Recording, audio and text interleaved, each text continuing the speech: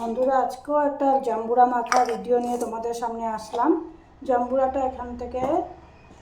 এখানে সব নিয়ে নিয়েছি। একটু লবণ দিয়ে দিলাম, শুকনো মরিচ,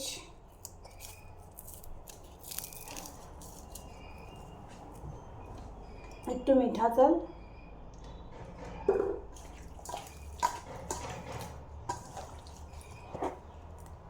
স্বাদ অনুসারে একটু চিনি দিয়ে দিলাম। ঠান্ডার দিনে এরকম জাম্বুরা মাখা খেতে কিন্তু ভীষণ ভালো লাগে বন্ধুরা, গরম দিনে রোদ্রের মধ্যে বসে বসে।